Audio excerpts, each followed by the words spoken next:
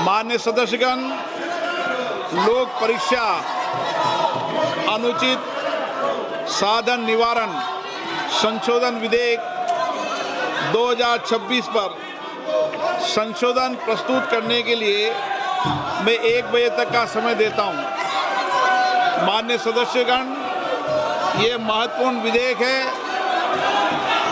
और इस विधेयक से जो सदन की मंशा है, देश की मंशा है, उस पर व्यापक चर्चा होगी। सभी दल के लोग इस विषय पर बहुत दिनों से मांग कर रहे थे और ये एक सुधार का प्रथम कदम है।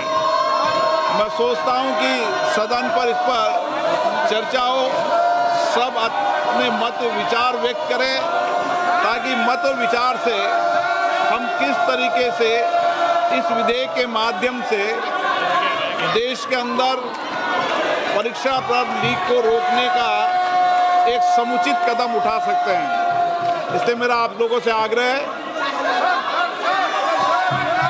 मैं आपको पर्याप्त समय दूंगा इस विषय पर।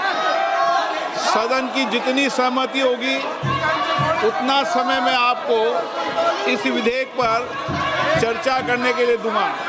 मेरा आपसे आग्रह है, ये महत्वपूर्ण विधेयक पर आप सदन का सहयोग करें। सोमवार सदन में हंगामे के बीच सरकारी परीक्षाओं में होने वाले पेपर लीक, नकल और धांधली को रोकने के लिए बनाए गए कानून में सख्त बदलाव करते हुए केंद्रीय मंत्री डॉक्टर जितेंद्र सिंह ने सदन में पेश किया public examination prevention of unfair means amendment bill.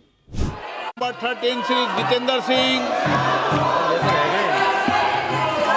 अध्यक्ष महोदय, I rise to move for leave to introduce the public examinations bracket prevention of unfair means amendment bill 2026 to amend the public examination prevention of unfair means bill 2024. Thank you, Speaker sir. तो आखिरकार क्या है ये bill और क्या है इसके मायने, चलिए हम आपको समझाते हैं। इस नए संशोधन विधेयक का मुख्य उद्देश्य परीक्षाओं की विश्वसनीयता बनाए रखना, मामलों की तेजी से जांच करना और समय सीमा के भीतर सजा तय करके अपराधियों में डर पैदा करना है।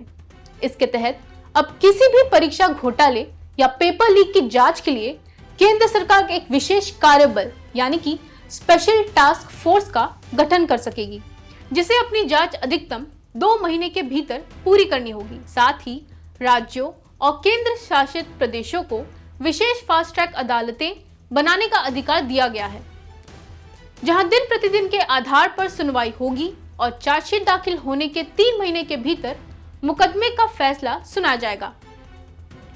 इस नए संशोधन बिल के तहत सजा और जुर्माने के प्रावधानों को काफी कड़ा कर दिया गया है। व्यक्तिगत रूप से धोखाधड़ी में शामिल लोगों के लिए न्यूनतम जेल की सजा 3 साल से बढ़ाकर 5 साल और अधिकतम सजा 5 साल से बढ़ाकर 10 साल की जेल कर दी गई है, जबकि जुर्माना 10 लाख से बढ़कर 50 लाख कर दिया गया है। पेपर लीक कराने वाले संगठित गिरोहों के लिए न्यूनतम जेल 5 साल से बढ़ाकर 7 साल और जुर्माना 1 करोड़ से बढ़ाकर 10 करोड़ तक कर दिया गया है। इसके अलावा अगर परीक्षा करने वाली एजेंसियां या फिर सर्विस प्रोवाइडर इस धांधली में शामिल पाए जाते हैं तो उन पर 5 करोड़ तक का जुर्माना लगेगा। उनकी कंपनी के वरिष्ठ अधिकारियों को कम से कम 5 साल की सजा होगी और उन कंपनियों को भविष्य में परीक्षा आयोजित करने से 8 साल के लिए ब्लैकलिस्ट कर दिया जाएगा। देश के लाखों युवाओं का भविष्य अक्सर पेपर लीक की भेंट चढ़ जाता है। ऐसे में सख्त सजा, फास्ट ट्रैक कोर्ट और एसटीएफ की जांच जैसे ये कदम यकीनन छात्र के भरोसे को बहाल करने की दिशा में एक बड़ा कदम है। अब देखना यह होगा कि इस नए संशोधन बिल को जमीन पर कितनी सख्ती से लागू किया जाता है और क्या वाकई छात्रों के साथ न्याय कर पाएगा। आपकी राय कमेंट्स में जरूर लिखिए। वीडियो अच्छी लगी हो तो लाइक, कमेंट और शेयर करना न भूलें और हमारे यूट्यूब चैनल मुंबई समाचार हिंदी को जरूर सब्सक्राइब करें। कैमरामैन रमेश के साथ मैं कोमल यादव, मुंबई समाचार हिंदी।